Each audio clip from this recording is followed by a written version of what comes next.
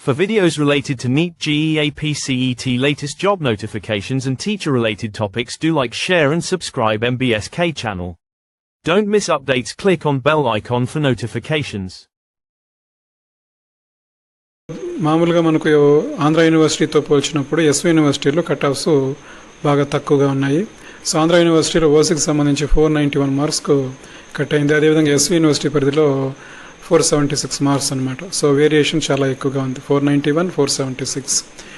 ఇక బీసీఐకి సంబంధించి ఆంధ్ర యూనివర్సిటీలో 457 ఉంటే ఎస్వి యూనివర్సిటీలో 4. మీమాంస్లో ఉన్నటువంటి స్టూడెంట్స్ ఎవరైనా ఉంటే నేను దీనికి సంబంధించి ఒక వీడియో చేశాను, ఎంబీబీఎస్ ప్లేలిస్ట్లో ఉంది అది. ఆ వీడియోని ఒకసారి చూడాల్సిందిగా కోరుతున్నాను. ఇక సీట్ అలాట్ అయినటువంటి వారు రౌండ్ 2లో వాట్ నెక్స్ట్ అనేటువంటి చూద్దాము. సో వీరందరికీ కూడా ఎవరైతే ఆ సీట్ అలాట్ అయిందో వారందరూ కూడా రిపోర్ట్ చేయడానికి 4/10/2025 అంటే అక్టోబర్ 4th 3 గంటల లోపల మీరు రిపోర్ట్ చేయాల్సి ఉంటుంది. So you should report at allotted colleges, otherwise seat will be cancelled. So round 2లో కొత్తగా అలాట్ అయినా లేదా రౌండ్ 1 నుంచి అప్గ్రేడ్ అయినా కూడా మీరు ఈ 4వ తారీఖు 3 గంటల లోపల మీరు రిపోర్ట్ చేయాల్సి ఉంటుంది అన్నమాట. రౌండ్ 2 మేనేజ్మెంట్లో మీకు సీట్ అలాట్ అయితే యూనివర్సిటీ ఫీ పే చేసి అలాట్మెంట్ ఆర్డర్ డౌన్లోడ్ చేసుకుని మీరు కాలేజ్కి రిపోర్ట్ చేయాల్సి ఉంటుంది.